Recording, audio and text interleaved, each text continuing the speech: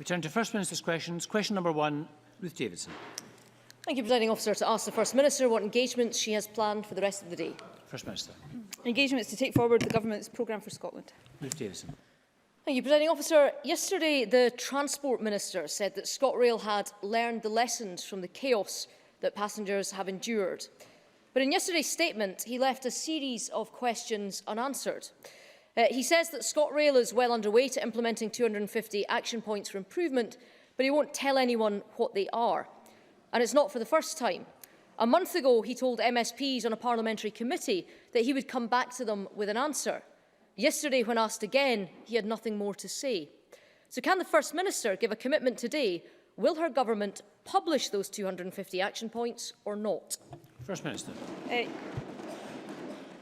Yes, ScotRail will publish them within the next few days. Ruth Davidson. I thank the First Minister for that answer, and I appreciate the clarity. I think, of course, it would have been better if the Transport Minister had been able to give the same clarity yesterday. But as we're making progress, let's keep it going. Let's keep this progress going, First Minister. We're told that there are 250 action points, but we're not going to be told, well, we want to be told when they're coming.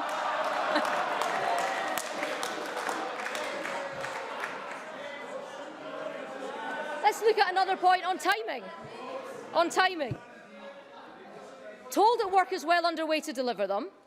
How can we judge that when yesterday, when asked, the Transport Secretary ducked the question on timescale? The public want to know when things will get better. So we asked yesterday, no answer from the Transport Minister. You've given me one answer today that he couldn't answer yesterday. Let's go for 2 out of 2.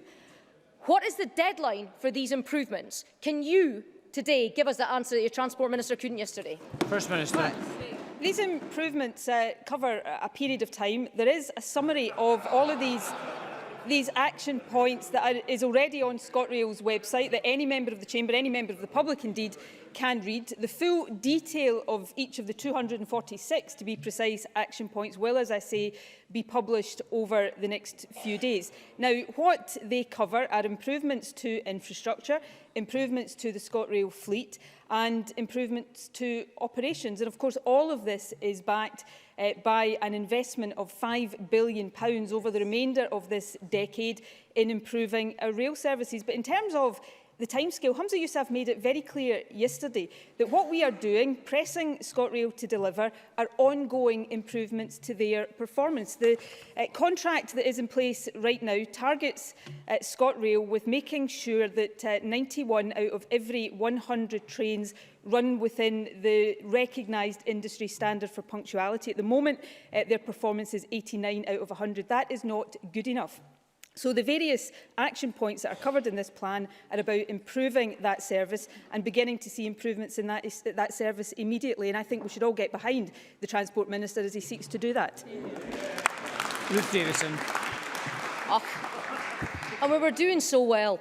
So now we've got a government that is only now a month on starting to reveal the improvement plan that a month ago it said it would get on with doing so. But it also this week floated an alternative plan. And it raised the question of a public sector operator running the rail system.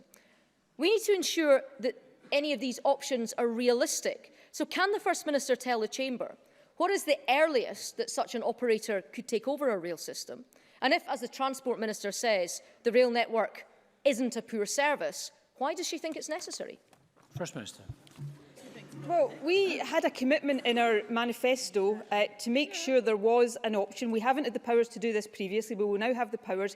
So we said we would make sure there was an option when the franchise is next up for renewal to ensure that there is a public service bid able to compete for that franchise. Now, I know the Tories are no friend of the public sector. Privatisation is and always has been the watchword of the Tories, but we want to make sure that there is a public service bid able to compete the next time the franchise comes up for renewal. The earliest that could be, as the member is aware, is 2022, and we will start making plans now to ensure that that is possible. That's why Humza Yousaf, as he said in this chamber yesterday, has invited all of the transport spokespersons from all of the parties to a meeting to start talking about how that can be delivered. I would hope that is something all people across this chamber would welcome, and it's yet more evidence of the action this government is taking to improve our railways.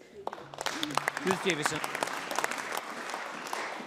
Presiding Officer, even the First Minister would admit that this week the rail network's been in a shambles. Commuters standing on platforms have watched as the Scottish Government has blamed the train operator for the mess, and the train operator has said that the Scottish Government is responsible for how many seats are available and therefore how much overcrowding exists. The contract has at least 6 more years to run. And the question that passengers want an answer to is pretty simple. When they've seen the events of the last week, over the next 6 years, how can they have any confidence at all that this deal is going to work? First Minister. Firstly, in terms of capacity in our railways, we are working towards plans that will deliver 200 new services, 20,000 more seats per day and better journey times. That's what we're purchasing with the £5 billion of investment that we're putting into our railways. And I should say, I think about 60% of the cost of running our railways in Scotland comes from government funding. That compares to about 20% south of the border. And while performance on our railways right now, as I have said, as the Transport Minister has said, is not as good as we want it to be, and we are determined to see it improve, the performance of the trains in Scotland is slightly better than the GB average. So we take our responsibilities seriously, and I would think it is better for all members across this chamber to back the Transport Minister as he works to make sure that ScotRail is delivering the standard of service that the travelling public have a right to expect. Question number 2, Kezia Dugdale. Do you ask the First Minister what engagement she has planned for the rest of the week? First Minister.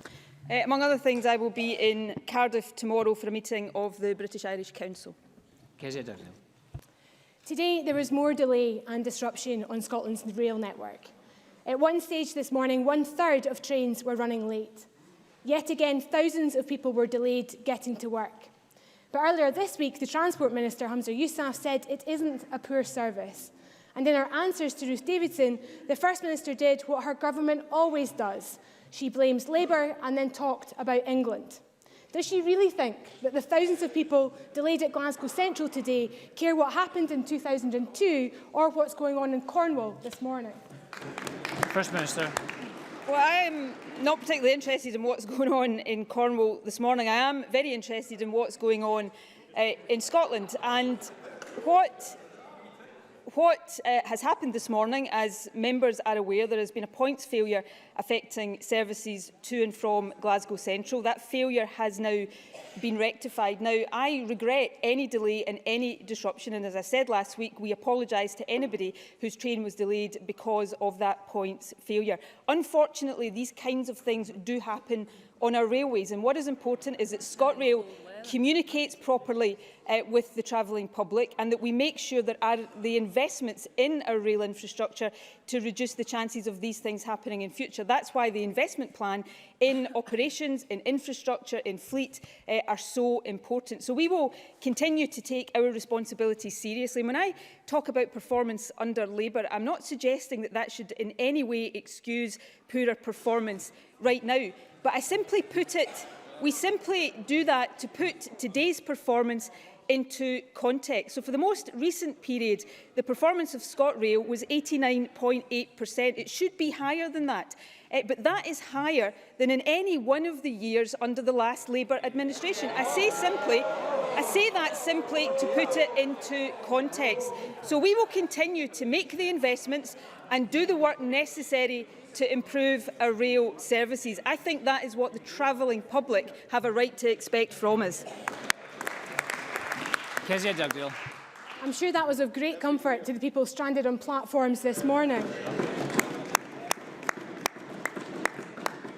But I am glad that the First Minister agrees with me that the service Scotland's commuters are receiving just isn't good enough, and that the First Minister thinks that passengers deserve better. Because in January, the price of regulated rail fares is due to rise. A passenger using an annual season ticket to travel between Edinburgh and Glasgow will have to pay £71 more next year. And that makes people even angrier. I think passengers deserve a break. And that's why today Labour is publishing a plan to freeze all regulated rail fares next year. Surely the First Minister agrees with us. Surely the First Minister agrees with us that people deserve a break. She has the power to give them one. So will she back Labour's call for a 2017 rail fare freeze? First Minister. Of course, we will consider any proposal that is put forward. We will particularly look to see how that proposal is being paid for, because we have an investment package that I have spoken about that it is important we are able to implement and deliver. Of course, we do not want to see rail fares increase any more than is absolutely necessary. That's why we at the moment have increases in rail fares that are at their lowest level since powers over railway were devolved to this Parliament since 2005. We see peak time rail fare increases limited to inflation. Off-peak rail fare increases are actually limited to inflation minus 1%. So that is the discipline we exert on rail fares. We will consider any proposals, but above all else, we will make sure we have fairness around the funding of our railways so that we can carry out the investments that are required to make sure that standards do improve on our railways. Kezia Dugdale. Thank you, President Officer. This is a serious proposal with means to pay for it contained within. And we asked the Scottish Parliament's independent experts to cost it for us. And they have estimated that it would cost as little as £2 million. Now, that's the equivalent of 2 months' profit, 2 months of a Bellio profit. People are fed up with expensive, overcrowded and unreliable trains. And the SNP are desperate to talk tough about what action they might take in 2022. But passengers left stranded on freezing platforms this morning need a break now. So doesn't the First Minister agree with me that after weeks of misery, passengers in Scotland deserve to know that there is light at the end of the tunnel with a fare freeze in 2017? First Minister. Firstly, I've said we'll look at any proposal that is put forward, and I will stick to that commitment. But we've also been bearing down on rail fare increases already. As I said to Ruth Davidson, a much bigger proportion of the funding of our railways in Scotland comes from government funding as opposed to rail fares than is the case south of the border, and I think that is right and proper. But we will also make sure we plan the investment that is required to improve the infrastructure, to improve the trains and to improve the operation of our trains so that the kind of delays we are talking about just now are not seen in the future. That's the responsible action we will continue to take, and I think that is the action the travelling public have a right to expect. Yes, we will look at the option of a public service bid in future, but right now we will continue to focus on making the improvements that people want to see. We have a number of constituency supplementaries today. The first one from Richard Lyle. Thank you, President Officer. To ask the First Minister what the response is of the Scottish Government on the news of the proposed closure of the QuickFit Insurance Services Contact Centre in my constituency. First Minister. Well, I am, of course, aware of the proposed closure of the QuickFit insurance site in Uddingston with the possible loss of more than 500 jobs, and my thoughts are with all of the workers affected at this time. The Business Minister, Paul Wheelhouse, has already spoken with senior management and are looking at options. He has underlined our full support for the Uddingston site and its workforce and said that we are committed to working with North Lanarkshire Council and others to do all that we can to retain jobs. Scottish Enterprise is working closely with the company to consider all possible avenues for support, and we will continue to engage throughout the consultation process. It is important that we give the site and its workforce the full support they need and deserve at this difficult time, and we are absolutely committed to doing that. Edward Mountain. Presiding Officer, as a result of some very unsatisfactory clinical outcomes at the maternity unit at Caithness General, and indeed one mum, Ailey McIntosh, having to endure her labour in an ambulance on the road between Wick and Raigmore. It appears that NHS Highland are proposing next week, without public consultation, to downgrade the Caithness General maternity unit to a midwife-led unit, with Raigmore becoming the hub. Knowing that childbirth can quickly become life-threatening, not only to mother but also to child, is the government happy that Caithness and Sutherland mums with difficult deliveries might have to face a 2.5-hour blue light drive to Inverness, which could be considerably more in winter? And would they not join me and hopefully the First Minister and the Caithness residents and local councillors in asking for a full public consultation before these changes are automatically imposed? First Minister. Well, this is a very important issue that's been raised. Edward Mountain first raised the case of an unsatisfactory ambulance journey, and I want to make very clear that the standard of care received in that case fell way below what we would rightly expect for women in Scotland. And I expect both NHS Highland and the Scottish Ambulance Service to act on the findings of the investigation and make improvements to local services to ensure that mothers and babies can be transferred safely and comfortably whenever they need to be. On the more general issue, as the member is aware, NHS Highland published a report into the safety of maternity and neonatal services at Caithness Hospital, and they will further consider that later this month. The report was triggered by the death of a baby in Caithness maternity unit in September 2015.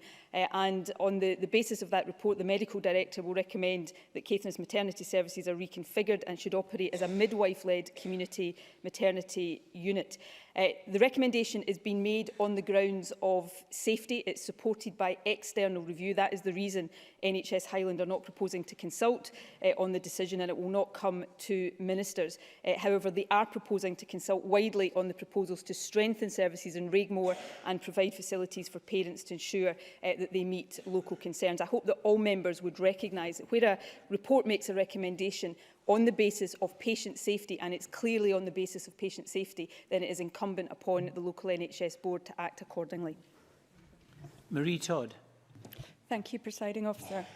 The First Minister will be aware of this week's announcement that a buyer has been found for the smelter, the hydroelectric plant and surrounding land in Fort William currently owned by Rio Tinto. Can the First Minister provide an update? First Minister. Well, Rio Tinto informed its workforce and the Stock Exchange yesterday morning that it had reached agreement to sell its shareholding in Alcan Aluminium UK to the GFG Alliance in a deal that is being supported by the Scottish Government. I think the sale is great news for the local community and especially for the 150 plus people working at the Fort William aluminium smelter. The uncertainty hanging over the workforce since the strategic review was announced in January has been lifted, ending an anxious wait for the workforce and all those whose livelihoods depend on the business. This deal not only safeguards the existing jobs in Lochaber, but it also has the potential to create hundreds more through planned investment in new facilities, and I hope that everybody across the chamber would warmly welcome it. Jackie Bailey.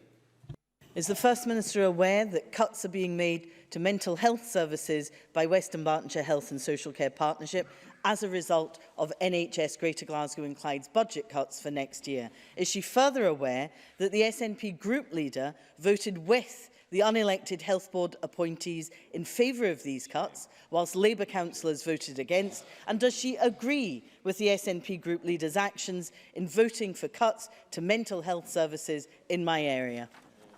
First Minister. Well, firstly, Greater Glasgow and Clyde's budget is not being cut next year. It is increasing in line with the budgets of other territorial health boards. And the reason for that, of course, is that this government is committed to continuing to increase the NHS budget overall and over this Parliament by £500 million more than inflation, which is a bigger commitment that Labour made in their own manifesto. So that is the reality of the situation. In terms of the particular issue that Jackie Bailey raises, I am not aware of the particular local issue. If she wants to write to me about it, I'll make sure that is looked into. As I've said before, the health service, because of rising demand, faces real pressures, but we are determined to work with the health service to give it extra resources so that it can meet those pressures. And within the overall NHS budget, we've made clear our commitment to increase funding for mental health services as well. Alex Cole-Hamilton. Thank you, Presiding Officer. At this very moment, the City of Edinburgh Council is meeting to approve its local development plan, a document that will see thousands upon thousands of new homes built in my constituency, putting intolerable pressure on health services in Kirkliston, South Queensferry, Corstorphine, further choking arterial routes that are already ranked as the most polluted and congested in Scotland, and in addition, tearing up much-loved green belts and natural heritage in areas like the Camo Estate. Now, I accept there is a housing crisis in this country, but there is a housing crisis of a different kind in my constituency. The citizens of West Edinburgh are on their knees, groaning under the weight of new houses that we are forced to endure. Will the Scottish Government bring forward a new planning bill which seeks to rule out development in areas that are not sustainable, which compels developers under Section 75 orders to, in the first phase of development, build things like new health centres and roads infrastructures? And will she define once and for all what is meant by Greenbelt, like Camo, and protect it forevermore? Thank you.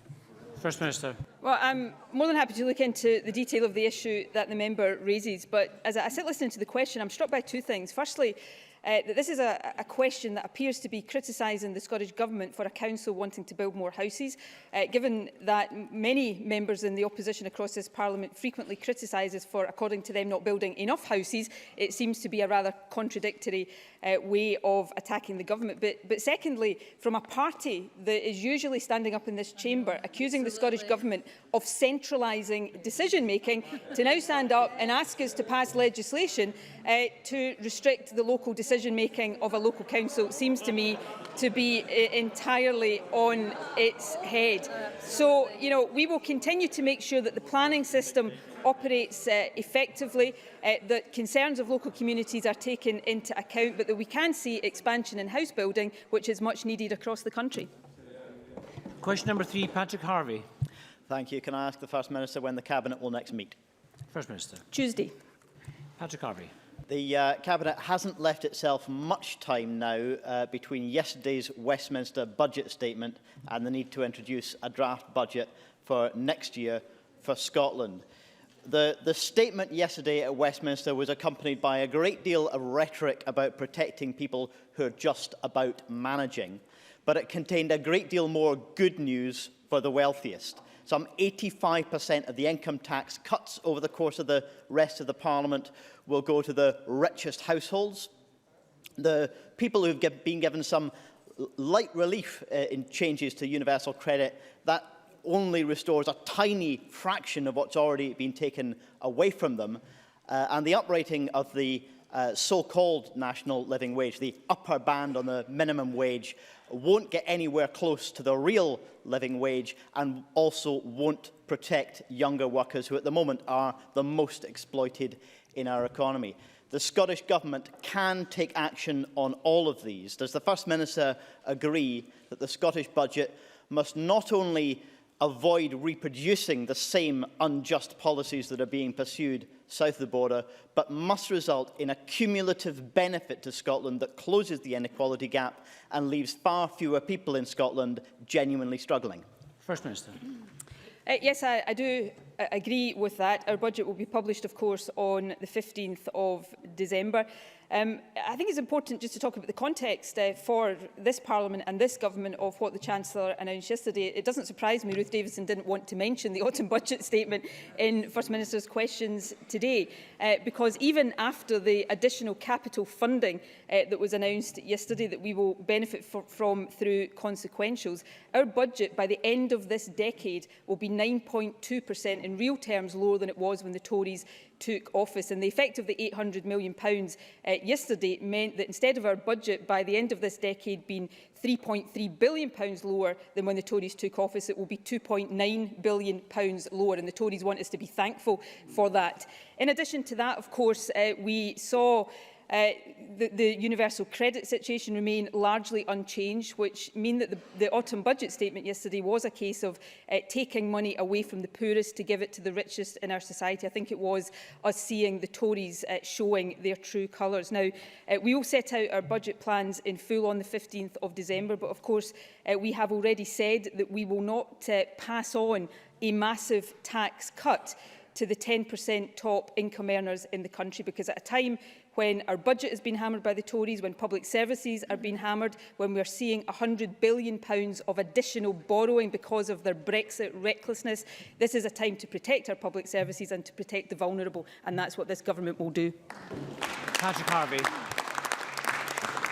You see, that goal is one that I share, but I do hope that we can move away from the language of passing on tax cuts south of the border. The Chancellor down south doesn't set tax rates and bans for Scotland. It's the Scottish Government that will set them. So there's no question about passing on. It's about deciding what is right for Scotland in the first principles. It seems pretty clear that there are specific actions that must be taken if we want the Scottish budget to have the effect that the First Minister is saying she wants to achieve. We should be saying, for example, that all workers, not just workers over 25, will get the genuine living wage and have the kind of conditionality on that for government support that the Scottish Government has shied away from. We should be using the capital spending to cut people's living costs on areas like energy efficiency. We should be using devolved powers to top up benefits. A top-up to child benefit could lift tens of thousands of children out of poverty in Scotland. And we absolutely must avoid protecting wealthy people like ourselves in this Parliament and have progressive tax policies that save money for people on lower incomes and raise it from those who can afford to pay more.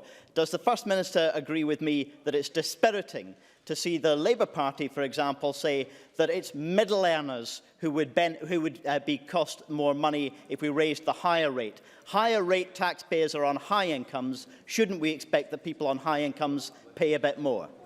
First Minister. Well, I agree with that last point. Higher rate income earners earn over £43,000 a year. My judgment is that it's not right to give a large tax cut to the top 10% of income earners at a time when those at the bottom end are suffering so much and when there is so much pressure on our public services. That's the judgment we make, and I think it is dispiriting, especially after some of the rhetoric we've heard from the Labour Party in this Parliament, that we heard John McDonnell say that they actually agreed with that tax cut for top earners. Now, in terms of some of the other points Patrick Harvey raises, he will appreciate that I will not go into all of the detail today because the Finance Secretary will set out the budget in due course.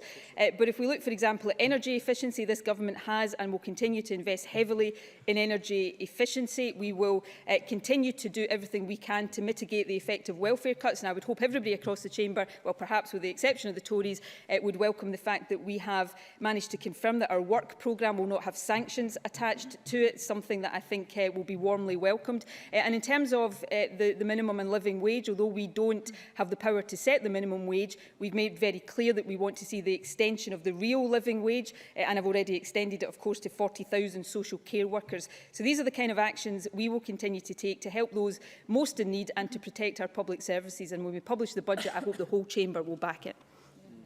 John Scott. Thank you, Presiding Officer.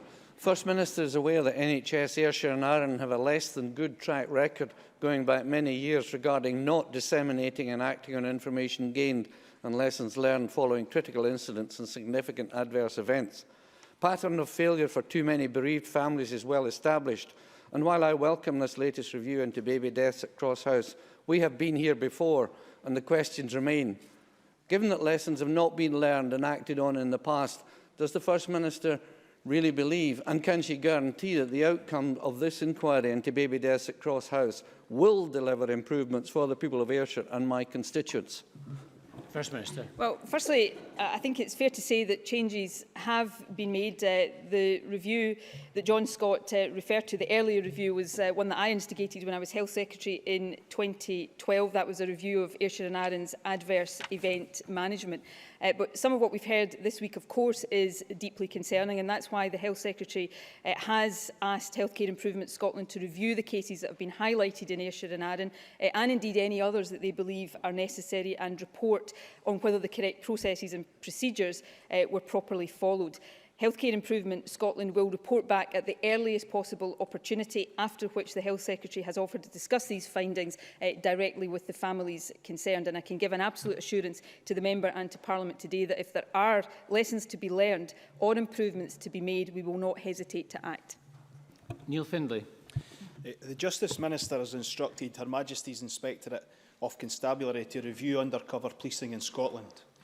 This week it has emerged that one of the key officers working on the review is Stephen Whitelock, who was previously Deputy Director of the Specialist Force that was responsible for carrying out the undercover policing activity that he is now reviewing.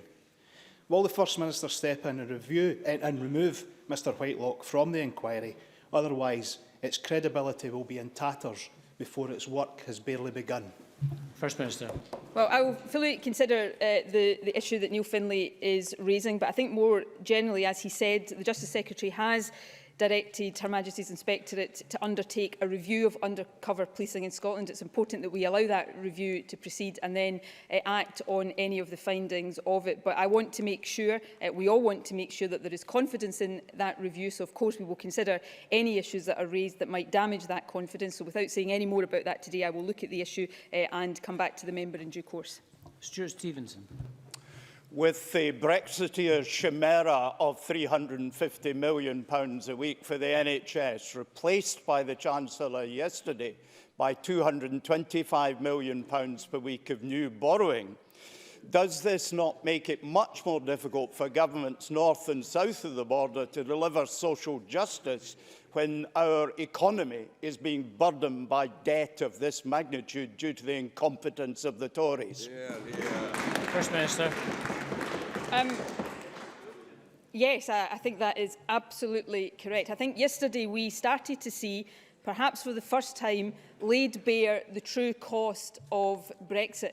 And rather than there being the promise of £350 million extra a week for the National Health Service, what we saw yesterday is that the additional borrowing, just the additional borrowing caused by Brexit, will amount to £225 million a week. That's the Brexit con that so many people in the Conservative Party have presided over. That's why I'm so determined that we continue to explore every option to protect Scotland's interests, and in particular to protect our place in the single market, because that's how we minimise the costs of Brexit that are being imposed on us by the Conservative Party. Mark Ruskell. Thank you, Presiding Officer. Last month, the First Minister voted for a Green amendment in this chamber, setting out clear red lines to protect Scotland's public services and environment from the CETA and TTIP trade deals. Yesterday's vote in the European Parliament confirmed there will be no scrutiny of these deals by the European Court of Justice, while this government's written answers confirm that CETA poses a potential threat to our NHS and our protected foods. Will the First Minister release the legal advice that points to damaging impacts? And what action will she take to make sure Scotland's voice and Scotland's values are heard in Europe at this critical time? First Minister. Well, the member is aware of the position laid out in the Ministerial Code around legal advice. Secondly, and this is a matter of regret to me, we do not have direct power over trade agreements like CETA and TTIP.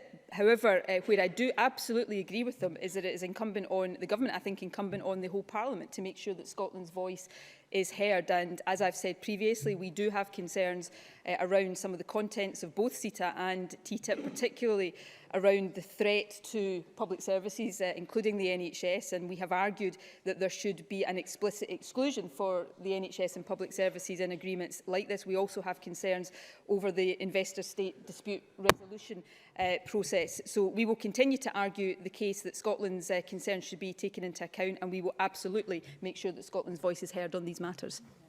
Question number 4, Bruce Crawford. Thank you, Presiding Officer. To ask the First Minister what the Scottish Government's response is to the Autumn Statement. First Minister.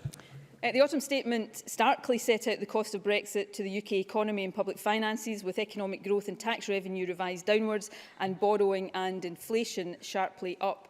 In responding, the UK Government had the opportunity to end its failed austerity policy. Instead, the Chancellor has continued with the cuts that are reducing budgets for public services and cutting the income of families across Scotland. While the small increase in capital investment announced yesterday is welcome, this is simply reducing the cuts that were put in place by the Chancellor's predecessor. By the end of the decade, our capital budget alone will still be around 8% lower in real terms than it was when the Conservatives came to power in 2010. We will publish the Scottish draft budget next month, and this will set out the measures we are taking to support our economy, tackle inequality and invest in public services, underlining the very different approaches our two governments take. Bruce Crawford. Thank the First Minister for her answer. Would the First Minister agree with me that the full extent of the Tories' reckless gamble with the nation's future is now laid bare for all to see in the Autumn Statement? As she says, with slower growth, higher inflation and tax revenue down. Do you also agree with me, First Minister, that the bombshell projection that the UK debt will now increase by a staggering £220 billion by 2020 if there's a hard Brexit makes it an absolute imperative that Scotland is able to remain in the single market by whatever means? First Minister. Well, You know, the Tories don't like to hear this because what we are hearing now is the reality of their recklessness on Brexit. £100 billion of additional borrowing, debt increasing by around £200 billion, debt to GDP ratio hitting 90%, lower growth and lower real wages, a real squeeze on living standards. That's the price of the Tory Brexit that Ruth Davidson and her colleagues seem now to be so enthusiastic about. Well, the Tories in Scotland might be the born-again Brexiteers, but this government will continue to stand up for Scotland's interests. We will continue to seek to protect our place in Europe, and yes, we will continue to find ways to protect our place in the single market, because that's what we need to do to protect jobs, to protect public finances and to protect the living standards of people across this country, because none of these things are safe in the hands of the Tories. Murdo Fraser. Thank you, Presiding Officer. Can I suggest if the First Minister wants to find Brexiteers, all she has to do is look at the benches behind her. Now, the Chancellor's autumn statement delivers for Scotland £800 million extra capital spending, £74 million extra resource spending, £3.3 million extra for Scottish charities, a freeze in fuel duty, an increase in the personal allowance to help the lowest earners, an increase in R&D spending, and a city deal for Stirling and Clackmannanshire that the constituency members seem to have forgotten about in this question. And all this as part of the fastest growing economy in the G7. Why can't the First Minister, for once, stop being so miserable and just welcome this good news? First Minister. Well, I think most of the misery yesterday was coming from the Chancellor, not from anybody on this side. You know, I remember the days when Murdo Fraser used to aspire to be a serious politician. Now he is simply delusional. You know, the facts speak for themselves, and you know, let's take account. Let's take account of the £800 million extra in capital, of the £74 million extra in revenue. Let's factor all of that in and see where we end up. We end up in a position where, by the end of this decade, our budget will not be £3.3 billion lower than it was when the Tories took office, as we were expecting. It will just be £2.9 billion lower than it was when the Tories took office. And yet the Tories expect us all to thank them for that. Well, that is the price of allowing the Tories to run our economy. And the difference between Murdo Fraser and the Conservatives and those of us in this House is we think we'd do a better job of running our economy ourselves. That's the choice that faces us. Question number 5, Alexander Stewart. Thank you, Presiding Officer. To ask the First Minister what action the Scottish Government is taking in light of recent reports that Scotland's children are some of the least active in the world. First Minister. Well, some of the findings of the Active Healthy Kids Report Card 2016 are disappointing, and we want to do much more to challenge sedentary behaviour and increase the physical activity levels of children. But as the report recognises, we have a strong legislative and infrastructure in place that underpin our plans. Through the Active Scotland Outcomes Framework, we're committed to provide even more opportunities for children to be active, building on our massive investment in school sport and in sports facilities since 2007. I'm sure the member will share my disappointment that the UK Government watered down its recent childhood obesity strategy, and I hope he will lend his party's support to our call for further restrictions on junk food advertising before 9 p.m. to significantly reduce children's exposure to the marketing of unhealthy foods. Alexander Stewart. I thank the First Minister for her response, and I do welcome the Government's efforts to encourage physical activity. However, according to the Scottish Health Survey, the SNP have only managed to increase the number of children meeting physical activity guidelines by a few % since they came to power. Does the First Minister admit not enough progress has been made on this? First Minister. I certainly readily acknowledge that we've got to do much more. But let's look at children doing 2 hours or more periods of PE, for example. In 2005, that was less than 10%. This year, that's gone up to 98%. So that's just one example. of the progress that is being made, and we're investing heavily in local sports facilities. The report that the member's question referred to, the Healthy Kids Scotland report card, found that we score very well in terms of policies and facilities, but in terms of actual physical activity of children, there is much more we need to do. That's, for example, one of the reasons why we're supporting the Daily Mile in our schools, which is an absolutely fantastic initiative. So we'll continue to make sure that the facilities and the investment that we're ensuring is translating into actual improvements. And I hope that on this issue, because it is so important, not just now, but for the future, I hope that people across the chamber will get behind us on this. Question number 6, James Kelly. Thank you, Presiding Officer. To ask the First Minister what action the Scottish Government is taking to tackle the problem of nuisance calls. First Minister. Well, I know the significant harm that nuisance calls can have, particularly on the most vulnerable in our society. Much of the power to tackle the issue lies with Westminster, and indeed this weekend we did see some positive action, but I believe there is more that can be done to tackle this issue. The Scottish Government held a summit in June with representatives from UK regulators, telecoms companies and consumer groups on what practical steps can be taken, and it's why on the back of the ideas generated by the summit we outlined plans in the programme for government for a nuisance calls commission, which meets for the first time next week. There are, of course, no easy solutions to this. However, the response from our commission members, again that's regulators, business, consumer groups and the UK government, shows there is a willingness to make a difference to protect consumers and tackle unscrupulous business practice. James Kelly. I thank the First Minister for that answer. I'm sure the First Minister will agree with me that nuisance calls are unacceptable, particularly as they're often used to target the old and the vulnerable. The scale of the problem in Scotland was highlighted by UK statistics published by Which earlier in this week, which showed that Scottish cities occupied 3 of the top 4 places in the proportion of nuisance calls. In Glasgow alone, over half of all incoming calls to Truecall customers were regarded as nuisance calls. Can I therefore ask the First Minister if the Scottish Government will make use of the new consumer powers and publish a bold action plan which will put pressure on businesses to protect consumers and help vulnerable people by supporting the provision of call blocking technology? First Minister. Yeah, I broadly agree with everything that the member has said there. I absolutely agree that nuisance calls are unacceptable, particularly when, as they tend to do, target older and more vulnerable people.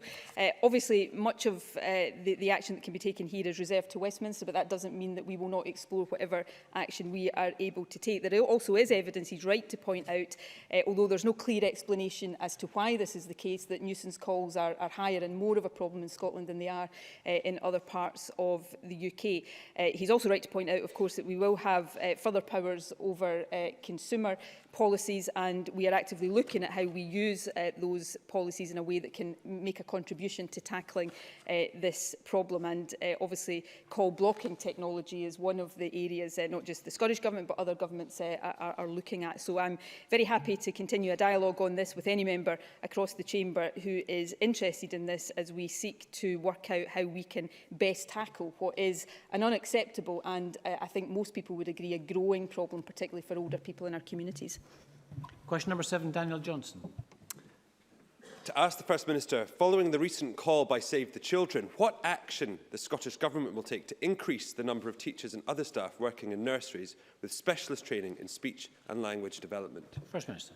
Our national practice guidance published in 2014 focuses on the communication needs of babies, toddlers and young children in a variety of settings, and it makes recommendations for best practice. Of course, we're already committed to expanding free early learning and childcare, including to the most vulnerable 2-year-olds, and by 2018 providing nurseries in the most deprived areas of Scotland with an additional graduate or teacher with early learning expertise. In addition, the investment provided for delivering early learning and childcare entitlement will support the delivery of different models of provision. For example, holistic delivery models such as the Woodburn Family Learning Centre in Midlothian co-locates early learning and childcare alongside other services for children and families, including speech and language therapists. Daniel Johnson. I'd thank the First Minister for that answer. She restated her commitment to expanding childcare, and we share that aim. But isn't it the case that over the last 5 years, Scotland's nurseries have lost over 900 teachers under her government? How does she square that fact with the promises that she's just made? First Minister. Well, we are not just committed to expanding early learning and childcare in the future, we have expanded early learning and childcare, and of course we published not too long ago the financial review of the expansion of that policy to date that showed that, if anything, the Scottish Government has overfunded that commitment with local councils. But of course we are working with local councils now to plan the further expansion. And the commitment around extra teachers or graduates in nurseries and deprived areas is an important one. So too is the flexibility that will be encompassed in the expanded provision, because that does give us the opportunity to look at different models of provision, such as the one that I cited in my earlier answer. There's no doubt at all that the key to solving this issue is early education, and that's why it's important that we look at expanding not just the quantity of it, but the quality of it as well. And the Early Years Minister, Mark MacDonald, is absolutely focused on doing both. Thank you. That concludes First Minister's questions. We're going to move on to members' business in the name of Miles Briggs. This is about disability access to Waverley Station. Could I urge members in the gallery, we're trying to get new members into members of the public into the gallery. So could I ask those who are leaving to do so as quickly and as quietly as possible? And there'll be a short delay while we wait for the gallery to be cleared.